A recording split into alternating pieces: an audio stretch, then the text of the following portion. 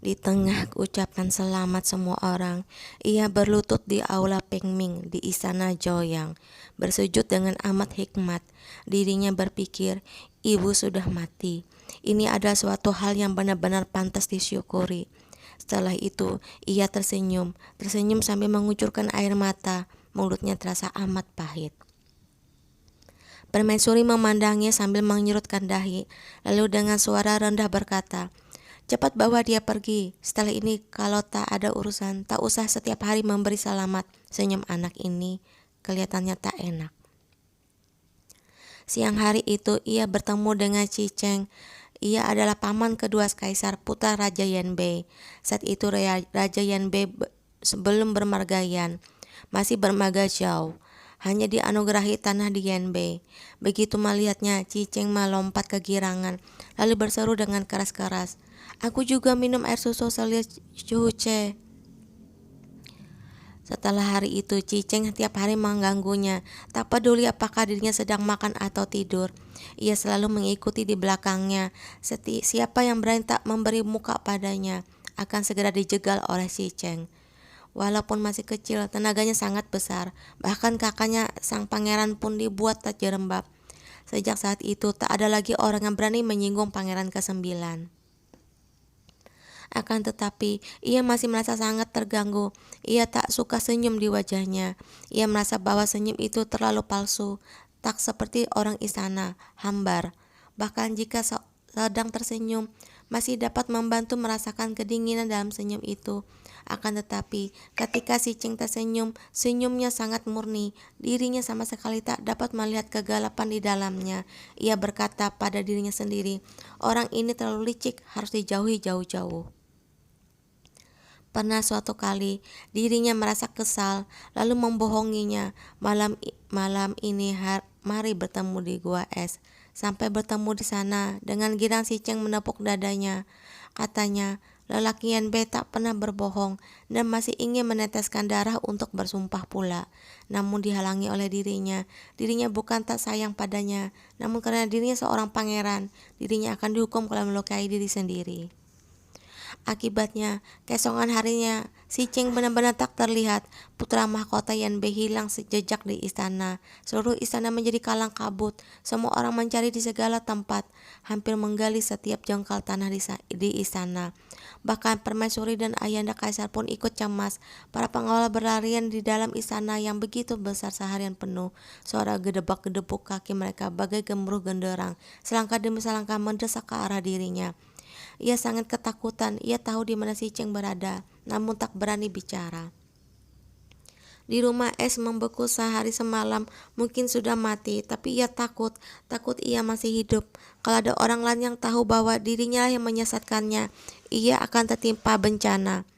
Malam itu, akhirnya wanita istana yang sedang mengambil es menemukan pangeran yang sudah membeku. Para tabib hilir mudik terus berkata bahwa jangan-jangan keadaan pangeran yang tak baik. Cepat beritahu yang mulia, Raja Yan. Saat itu ia bersembunyi di balik tiang aula utama. Diam-diam berpikir, cepatlah mati, sama sekali jangan hidup. Namun si Ceng masih belum mati. Sebulan lebih kemudian, ia akhirnya sembuh. Setelah Raja Yan tahu, ia berkata sambil tertawa. Sejak sangat kecil, si Ceng dapat berendam di air salju selama satu sincen lebih, ia dapat mengatasi segala rasa dingin ini. Hari itu ia amat ketakutan. Tiap hari ia bangun dengan ketakutan, karena mimpi buruk ketakutan akan seperti ibunda, dibungkus selai kain putih dan diusung keluar istana. Namun setelah sembuh, si Ceng diam-diam mencarinya, lalu sambil menatapnya tanpa berkedip mata. Hari itu kau ada urusan apa? Kenapa tak datang? Saat itu ia tertegun. Sebenarnya ia telah memikirkan berbagai alasan dan pembenaran yang sempurna. Namun saat itu benak yang kosong melompong. Satu kata pun tak berpikir olehnya. Setelah lama mendehem-dehem, ia baru berkata dengan lirih, aku lupa. Si Ceng tertawa terbahak-bahak. Katanya tahu kau tidak sengaja melakukannya. Setelah berbicara, ia sepertinya mendadak teringat akan sesuatu hal dan segera merendahkan suaranya. Lalu dengan sembunyi-sembunyi berkata, jangan sampai orang lain tahu, kalau tidak kau akan tertimpa bencana. Saat itu si Cheng baru berumur 7 tahun. Ia seperti seekor anak sapi dari daerah barat daya. Matanya berkilauan. Kalau berdiri dengan berjinjit, ia baru sampai ke telinganya. Bertahun-tahun yang silam, ia bertanya pada si Cheng, "Apa kau tak marah, tak curiga padaku?" Si Cheng yang sudah remaja memandangnya dengan heran. Sambil mengelunyutkan dahi, ia berkata, "Kenapa harus mencurigai kakakku? Bukankah kita tumbuh dewasa dengan minum air susu ibu yang sama?" Benar, si Cheng memang dilahirkan di ibu kota. Air susu permaisuri Raja Wang tak cukup. Untung saja bayi kedua ibunda selir Suhe lahir mati. Maka ia pun diberikan pada selir Suhe selama beberapa hari untuk diasuh. Akan tetapi hanya untuk beberapa hari saja. Waktu berlalu dengan begitu cepat. Mereka berdua bagai sepasang pohon poplar putih yang tumbuh dengan berendeng pundak. Besar tengah tiupan angin. Dalam setiap sekejap mata, mereka sudah tumbuh menjadi pemuda-pemuda yang kuat. Hari-hari mereka mulai berubah menjadi gemilang. Mereka bersama berlatih ilmu silat, bersama menunggang kuda, bersama memanah, bersama mempelajari ilmu perang, bersama masuk ke angkatan bersenjata. Mereka berdua tak terpisahkan, bagai tubuh dan bayangannya. Watak pun perlahan-lahan menjadi periang. Kadang-kadang bisa sedikit bergurau dengan temannya yang masih sama-sama lugu itu. Sampai di akhir tahun itu, mereka mengikuti paman kelima kaisar pergi ke selatan. Di tepi sungai di sebuah tebing, mereka bertemu dengan seseorang yang mengubah hidup mereka untuk seumur hidup. Takdir bagai air sungai yang deras, dalam sekejap berbelok tajam. Sampai sekarang ia masih mengingat hari itu. Ia dan si Cheng masih lugu dengan sembunyi-sembunyi meninggalkan pos perhentian dan pergi bertamasya di tempat-tempat wisata terkenal di tempat itu. Hari itu langit biru muda, cuaca sangat baik. Sang mentari yang memancarkan sinarnya yang hangat tergantung di atas mereka. Gadis itu sedang mendayung sebuah perahu beratap hitam. Tubuhnya dibalut pakaian berwarna hijau air danau. Wajahnya jelita, matanya bagai mutiara yang paling cemerlang. Kakinya yang telanjang berdiri di haluan perahu, memperlihatkan kaki kecil yang putih dan halus. Sambil tersenyum, ia melambaikan tangannya 3 kali untuk memanggil mereka. Dengan suara yang merdu berkata, "Hei, apakah kalian bertiga ingin naik perahu?" Begitu banyak tahun telah berlalu. Sudah lama sekali ia mengira dirinya sudah melupakannya, melupakan waktunya, melupakan tempatnya, melupakan senyumnya bertahun-tahun silam itu.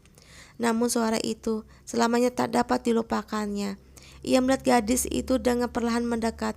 Karena tegang, telapak tangannya berkeringat seakan kembali ke masa kecil, hendak mengatakan sesuatu, namun tak bisa membuka mulut. Saat itu terdengar si Chen tertawa terbahak-bahak.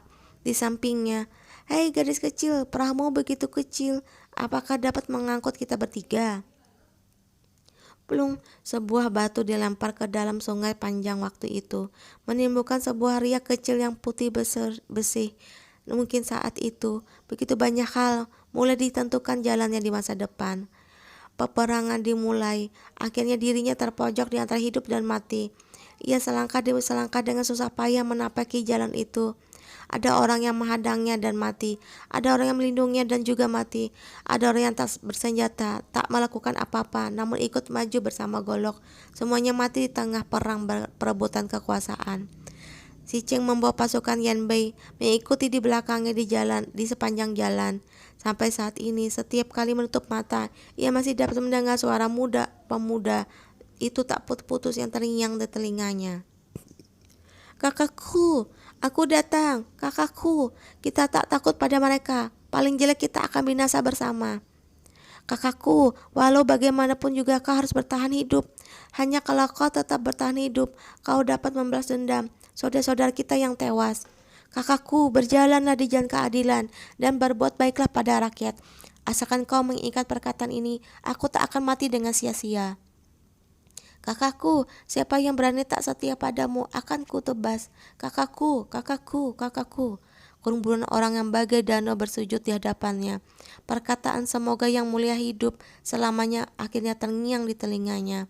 Pakaian berwarna kuning terang di tubuhnya bagai air danau yang keemasan, memancarkan sinar terang benderang yang berkilauan.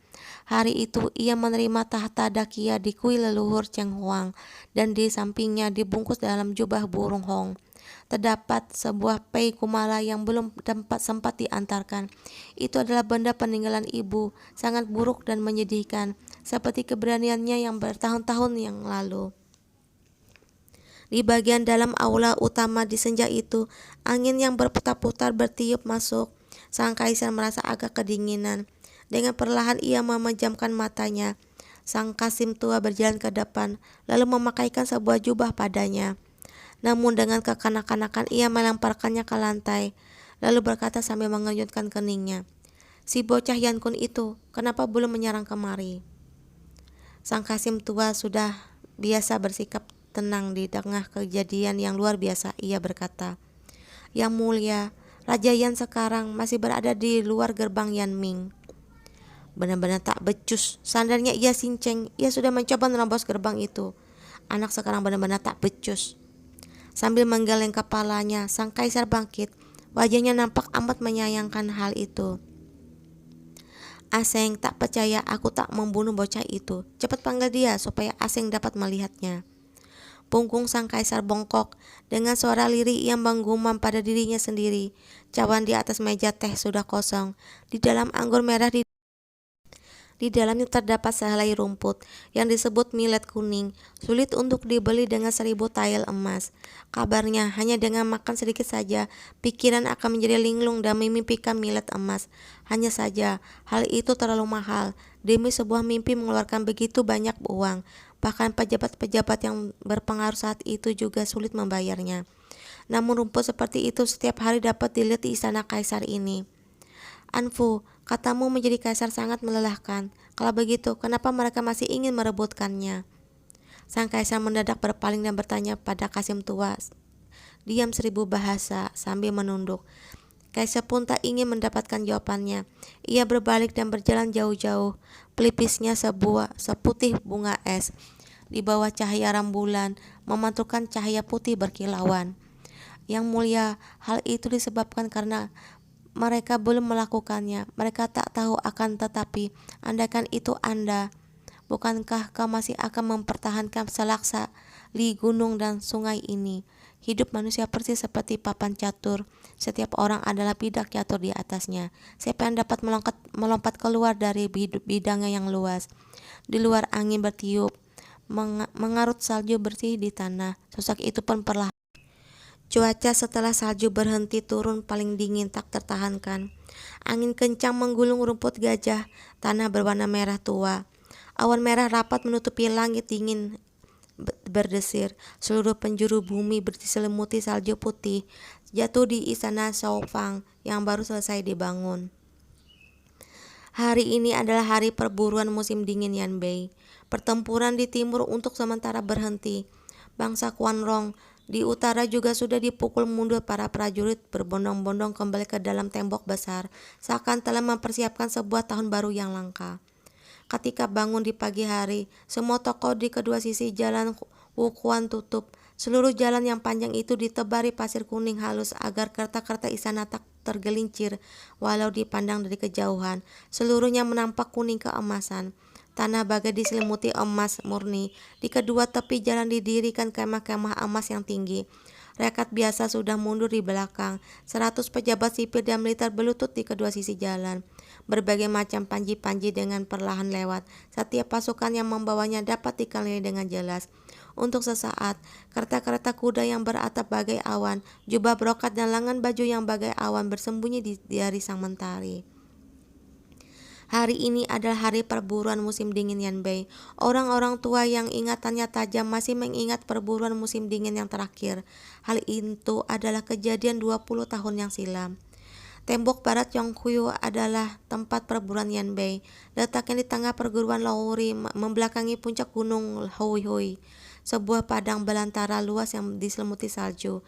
Tanahnya agak kemerahan, entah apakah warna aslinya memang demikian, atau berubah karena terendam darah segar. Yan Kun yang mengenakan mantel bulu musang yang berat duduk di atas singgasana yang amat tinggi. Di depannya penuh orang. Kalau dilihat dari kejauhan, di tengah angin dan salju yang memenuhi udara, kelihatannya seperti sepasang sayap yang hitam legam. 100 orang pejabat dengan ketakutan berlutut di depan kereta kerajaan, tak berani mengangkat kepala dan memandang ke depan. Kaki di bawah lutut mereka nyeri kedinginan. Hanya Ajing yang dengan sembunyi-sembunyi mengangkat wajahnya. Namun bagaimanapun juga tak dapat melihat wajah Yan Kun dengan jelas. "Tuanku Huang," sebuah suara beku terdengar dari atas. Seorang lelaki berusia 50 tahun lebih mendadak gemetar. Daging di wajahnya agak bergetar. Dengan perlahan ia bangkit lalu berlutut di tengah lapangan. Dengan suara penuh hormat ia berkata, "Apa titah yang mulia?" "Bukan apa-apa, hanya suatu hal menarik yang paling baru. Aku hendak mohon Tuanku Huang untuk bersama menikmatinya." Suara Yan Kun secara transparan mengandung tawa, seperti seorang anak licik dan keras kepala yang sedang menghentikan sebuah lelucon. Tuanku Huang berlutut di tanah, jari-jarinya menjadi pucat pasi, dahinya berkerut dalam-dalam. Namun masih dengan berlutut ia dengan tenang menjawab, "Terima kasih karena Yang Mulia telah mengingat si menteri tua ini." Yan Kun tersenyum, sinar matanya mengandung suatu kenakalan. Dengan kemalas-malasan ia melambaikan tangannya lalu berkata, "Bawa kemari." Sebuah suara bergemeretak perlahan-lahan terdengar. Sebuah kereta kuda masuk ke dalam lapangan. Bagian atas kereta itu ditutupi kain hitam. Dengan sayup-sayup dapat terdengar sesuatu bergerak-gerak di dalamnya. Semua orang dengan heran berpaling melihat kereta kuda itu. Seluruh lapangan sunyi senyap membuat orang sukar bernapas. "Duk!" sebuah suara tiba-tiba terdengar. Semua orang yang sedang diam dengan serentak terkejut. Ternyata hanya Yan Kun yang bosan duduk di sana, lalu memukul-mukulkan gagang cambuk tanpa henti ke kursi emasnya itu. "Duk, duk, duk!" Wajah semua orang penuh hormat. Tak ada orang yang berani berbicara. Seorang pengawal berusia 30 tahun lebih berjalan ke depan kereta kuda pertama, lalu mengangkat tangannya. Seret! Ia menyingkap kain hitam di atas kereta itu. "Wah!" Seruan terkejut yang berat bagai samudra terdengar. Cipratan ombak menyebar ke seluruh lapangan. Di wajah semua orang nampak rasa panik, namun tak ada orang yang berani bertanya. Nampak bahwa di kereta kuda itu ada serombongan gadis muda berusia 6 atau 17 tahun. Wajah mereka semua cantik. Hanya saja di udara yang amat dingin ini, tak nyana mereka saling berdempetan tanpa selai benang pun. Wajah mereka semua pucat pasi, lengan mereka diikat, di tubuh mereka tak ada apa-apa lagi. Begitu melihatnya, Tuanku Zhang tertegun di tempat. Walaupun udara begitu dingin, butiran-butiran keringat besar bercucuran dari dahinya. Suara tawa Yan Kun terdengar dari belakang tubuhnya. Ia seakan sedang membicarakan masalah biasa seperti mengomentari makanan atau minuman arak. Yang dengan hambar ia berkata, "Tuanku Zhang adalah Soko Guru Yan Bei. Sudah banyak tahun cukup banyak menanam budi pada Zen. Anak panah pertama hari ini mohon Tuanku lepaskan." Kurungan di kereta kuda dibuka. Para prajurit dengan kasar naik ke atas, memukuli gadis-gadis itu lalu mendorong mereka turun dari kereta. Mereka semua bertelanjang kaki. Ketika tiba-tiba menginjak tanah bersalju yang sedingin es, kulit mereka yang halus dan putih menjadi merah padam. "Lari, cepat lari!" Para prajurit itu mengayunkan cambuk, mencambuki mereka keras-keras. Seketika itu juga bilur-bilur merah darah merekah di tubuh mereka. Dengan kejam menandai punggung-punggung yang putih bersih bagai gaji domba itu. Jeritan yang menusuk telinga pun terdengar. Tangan dan kaki mereka telah dibebaskan dari ikatan, namun mereka hanya dapat dengan kalang kabut menutupi bilur-bilur di tubuh mereka, lalu lari dengan terhuyung-huyung. Seorang pengawal membawa busur dan panah untuk Tuanku Zhuang. Di belakangnya, Yan Kun mendesakkan dengan hambar, "Tuanku Zhang, cepatlah sedikit." Wajah Tuanku Zhuang pucat pasi, sepasang bibirnya sama sekali tak berwarna. Dengan perlahan ia memasang anak panah, perlahan-lahan menarik busur dari jari jemarinya gemetaran. Gadis-gadis itu berlarian dengan terhuyung-huyung di tanah bersalju itu. Tubuh muda mereka berkilauan di bawah sinar matahari. Mereka seakan seakan dapat merasakan krisis yang akan terjadi. Satu persatu dengan panik menoleh ke belakang, melihat sosoknya yang sedang menarik busur. Mereka semua mendadak tertegun hingga tak bisa bergerak. Wush, sepasang anak panah mendadak melesat, namun sama sekali tak bertenaga, hanya terbang dalam jarak yang amat pendek. Lalu dengan tak berdaya jatuh di atas tanah. Tuan Ko Juang, ini persis dengan kemampuanmu. Dengan perlahan Yan Kun berkata. Sudut-sudut matanya agak mencorong ke atas. Dengan bosan ia memandang ke arah Tuan Juang, namun seakan hendak menembus tubuhnya dan melihat isi hatinya. Tuan Ko Juang berdiri di tempat, hendak mengatakan sesuatu, namun akhirnya tak dapat kuasa berbicara. Sekujur tubuhnya gemetar pelan. Di bawah ada seorang pejabat yang dengan suara lirih berkomentar. Beberapa hari yang lalu, kabarnya ada beberapa wanita istana yang hendak membunuh Yang Mulia. Akan mereka ini yang melakukannya. Chen Huang, karena usia Tuan Ko Juang sudah lanjut, kau saja yang melakukannya. Baik, terima kasih atas kebaikan Yang Mulia. Seorang jenderal bermantel bulu hitam maju ke depan. Dengan kokoh ia menarik busur. Hanya terdengar sebuah suara berdesir. Anak panah itu bagai tumbuh matanya. Tiba-tiba dengan jitu menghujam ke tubuh gadis yang berlari paling jauh. Sebuah jeritan mengenaskan untuk sesaat menggema di padang belantara itu. Darah memancar dari dada gadis itu, mencipratkan di tanah bersalju yang putih bersih. Merah tua menusuk mata. Gadis-gadis lainnya melihatnya, wajah mereka menjadi pucat pasi. Seorang gadis yang selama ini berlutut di tanah sambil menangis pilu, mendadak tersungkur sambil berteriak dengan nyaring. Dengan terhuyung-huyung yang hendak merangkak ke singgasana, namun merangkak ia berseru, "Tolong Tuan saya, tolong Tuan saya, Tuan Juang saya, ah!" Sebuah jeritan yang menegakkan bulu roma terdengar. Nampak seorang gadis yang berada tak jauh dari dirinya maju ke depan, lalu mencekik tenggorokannya. Sepasang tangannya mengunci, lalu memutar leher gadis yang sedang menangis itu hingga patah. Kalau memang harus mati, matilah. Bagaimana bisa mohon ampun pada musuh, dasar tak berguna. Gadis itu berdiri di tempat, pipinya pucat pasi, matanya berkilauan bagai bintang. Dengan dingin ia memandang ke depan. Di tubuhnya tak ada selai benang pun, namun ia sama sekali tak mengkerut atau menutupi wajahnya. Dengan sinar mata yang sedingin es, ia berkata dengan suara rendah, "Kami adalah pengikut Datong. Kau si orang rendah ini telah mengkhianati Datong, harus mati tanpa dikubur." Setelah berbicara, ia membenturkan kepalanya ke tangga batu di bawah kereta berencana. Tubuhnya kaku, darahnya mengalir bagai sungai. Seketika itu juga tak bergeming. Kejadian tak disangka-sangka ini terjadi dengan tiba-tiba. Sebelum semua orang bereaksi, gadis itu sudah membunuh diri. Para prajurit lainnya berbondong-bondong menerjang ke depan. Seorang prajurit menjulurkan tangan untuk memeriksanya, lalu berpaling dan melapor, "Yang Mulia, orang ini masih bernafas." Yan Kun berdehem, sama sekali tak berkata tentang bagaimana ia harus dihukum. Entah kenapa, sinar mata gadis itu terasa sangat akrab dengan inya. Banyak sekali ingatan yang mengalir deras dalam ketegunannya, sampai mengerenyutkan dahi ia memandang kolam darah di lapangan itu dengan dingin. Tiba-tiba yang kehilangan gairah untuk menyaksikannya. Ia hanya melambaikan tangannya. Para pengawal di belakangnya serentak maju ke depan. Untuk sesaat hanya terdengar jerita mengenaskan bagai petir dari seluruh lapangan. Tak lama kemudian tak ada orang yang hidup lagi. Perbulan dimulai, seret orang-orang ini dan umpankan mereka pada anjing. Dengan hambar Yan Kun memerintahkan para pengawal tertegun dengan bimbang bertanya, "Bagaimana dengan orang yang masih hidup ini?"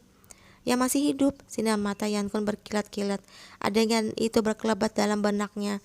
Pandangan matanya keras kepada anak itu muncul dalam ingatan, seakan sampai sekarang masih muncul di suatu tempat dan menatapnya dengan penuh perhatian, membuatnya merasakan suatu rasa dingin yang samar-samar. "Yang Mulia." Dengan perlahan Chen Huang Yuan memanggil Yan Kun menengadah, dan melihat semua orang di lapangan itu menatapnya dengan penuh perhatian.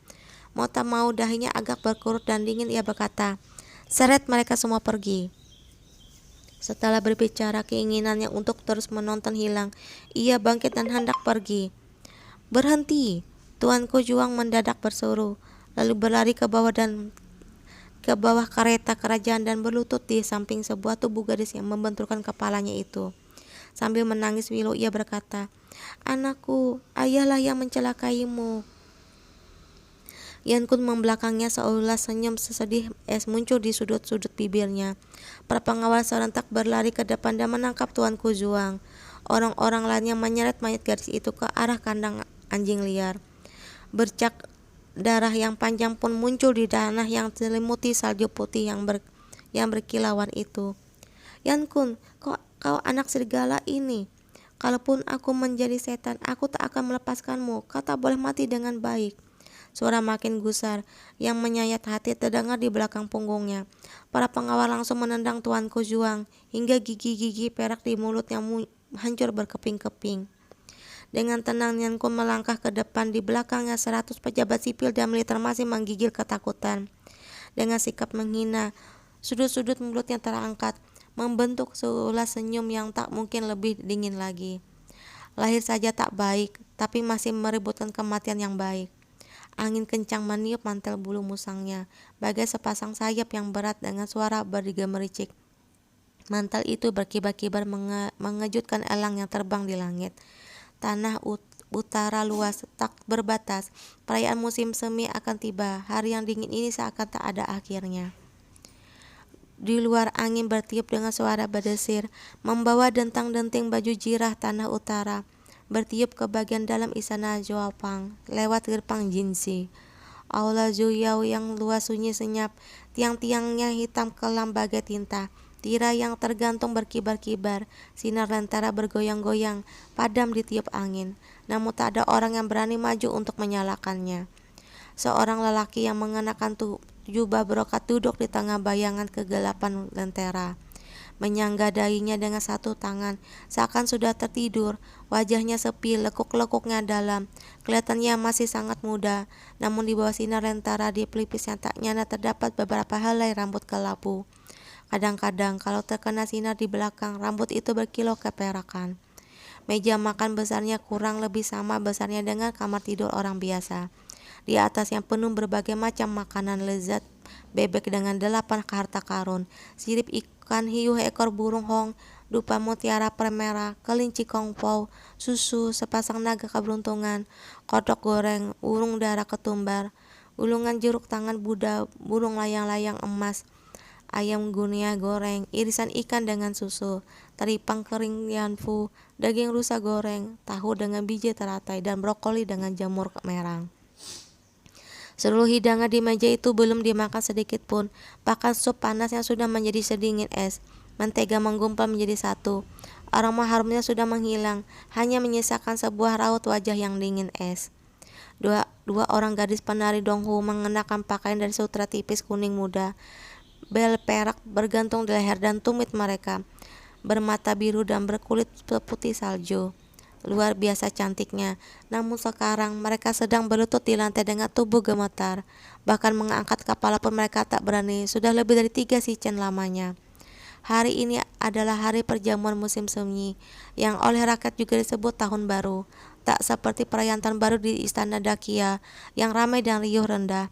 Istana Zhuopang diselimuti suatu kesunyian yang bagai kematian. Dapur telah memutar otak untuk menciptakan hidangan-hidangan yang sama sekali tak dicicipi orang. Hanya ada angin malam yang terkadang membawa aroma harum, bertiup di tengah malam yang dingin dan sunyi lalu menghilang. Langkah kaki Ajing ketika memasuki aula agak lebih berat, membangunkan lelaki yang sedang duduk seorang diri di depannya itu. Ujung-ujung alis Yankun menaik. Lalu dengan perlahan ia membuka matanya. Di dalam aula agung bersinar lentera berkelap-kelip. Wajah lelaki itu nampak pucat pasi di tengah kegelapan, makin menonjolkan sepasang matanya yang hitam bagai tinta, dikelilingi aura dingin. "Yang mulia," Ajing berlutut di lantai, lalu dengan suara rendah berkata, "Tun Feng mengirim surat." Yankun sepertinya minum arak. Cawan arak terbalik. Arak tumpah di bagian depan bajunya. Bajunya basah kuyup berbau arak. Ia menerima surat itu lalu membacanya tanpa berkata apa-apa. Keningnya berkerut seperti biasa. Sinar matanya tenang. Di depan Yankun ditaruh sebuah kursi. Seperangkat peralatan makan ditaruh di depannya dengan rapi. Ajing tahu siapa yang sedang ditunggunya. Ia pun tahu bahwa orang itu mungkin selamanya tak akan pulang lagi. Pasir halus mengucur dalam jam air. Yankun perlahan-lahan mengangkat kepalanya. Hanya 10 kata yang pendek, namun nampaknya ia membacanya dengan amat lambat, seakan hendak mengukir dalam setiap kata itu di dalam hatinya. Setelah lama ia menaruh surat itu di atas meja dan menindihnya dengan teko arak. Setelah itu ia mengambil sumpit perak dengan perlahan mulai makan. Kita lanjut lagi ya episode selanjutnya. Assalamualaikum.